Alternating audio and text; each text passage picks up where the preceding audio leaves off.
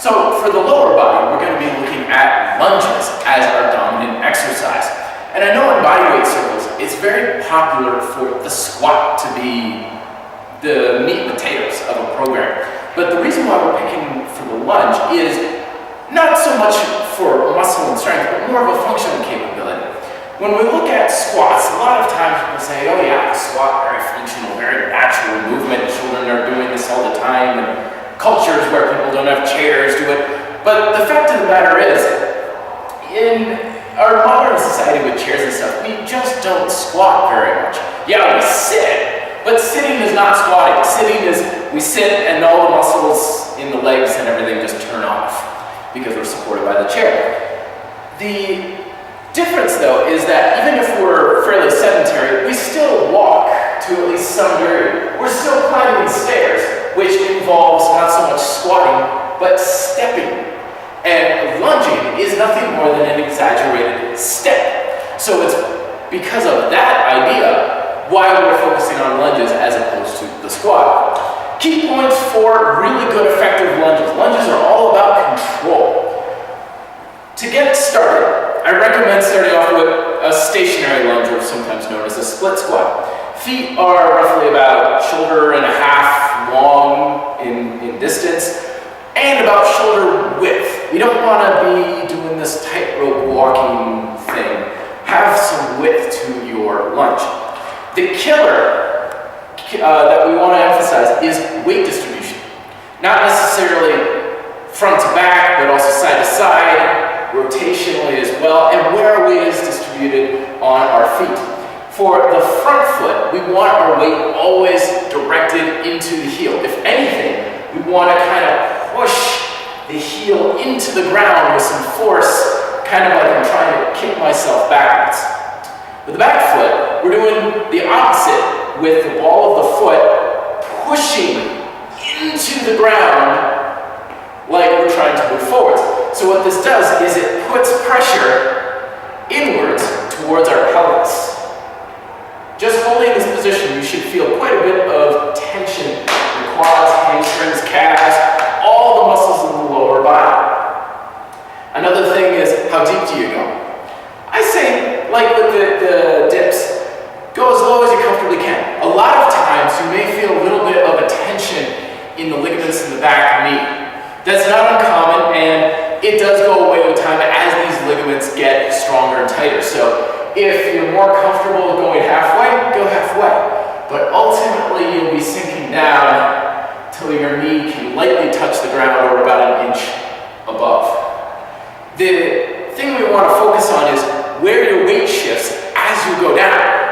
It's not uncommon to see this sort of thing with a lunge, where the weight shifts forwards. We want to avoid that. We want spine to be upright, almost even leaning back a little bit. It's not uncommon for a good lunge to feel like the back leg is working more than the front leg.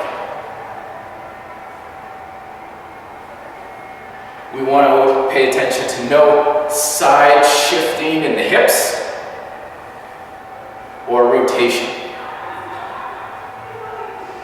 It's helpful to pick up the toes of the front foot when we're down there. That ensures that our weight's not getting thrown forward. You often hear this idea of don't let the knee go beyond the toes or anything like that. I say forget about the knee.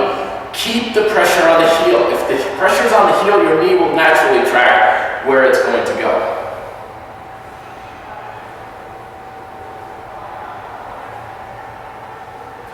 Once we get comfortable with the stationary lunge, we graduate up into the walking lunge. And the killer with the walking lunge is our weight is naturally traveling along the floor, but we still don't want the weight distribution in our feet to change. A lot of times you'll see what I call scooping with a lunge. What this effectively does is it takes your weight, throws it a little more forward, takes some of the emphasis off the muscles in the leg, but what it does is it takes your weight on your front foot, goes from the heel onto the toe, and then forward. We want that weight on that heel throughout the entire lunge, never going to that front ball of the foot. The other key that we can have is that when we step forward, we don't want to fall into the lunge. That throws the weight forwards. We want to step or drop into the lunge. It's helpful to use what I like to call an out-curve step. Remember, we want about shoulder width with our feet.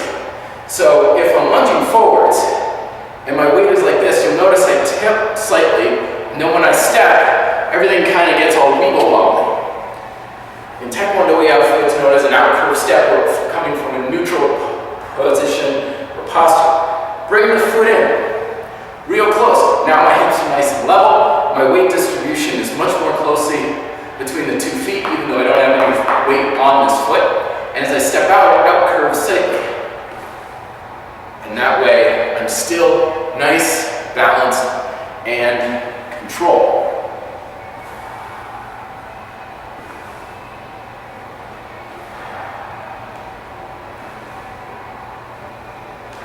As you move forward, you pull yourself forward with the front leg and push yourself forward with the back leg.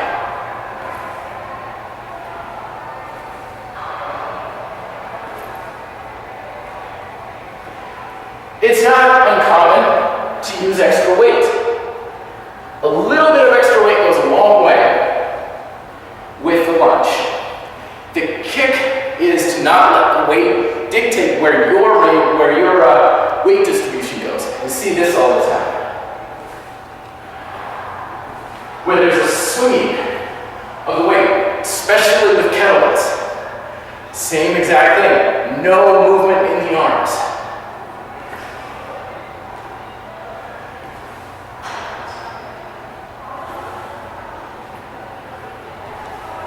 Little weight will go a long way with this. You can place your weight down by the sides or upwards.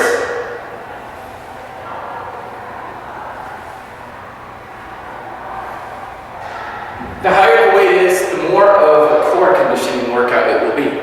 Lastly, I recommend a twist in your hands.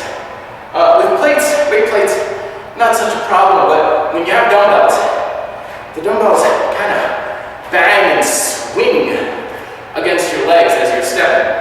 To compensate for this, twist slightly towards the opposite leg. So if you're here, you step with the right foot, my right hand will come forward a little bit, or left hand, excuse me. My right hand will go to the back. So when we step, the back hip of my front leg leaves space. The front hip of my back leg leaves space. This allows us to use the weight without worrying about it banging into our legs or needing to move it around very much so it doesn't get in the way.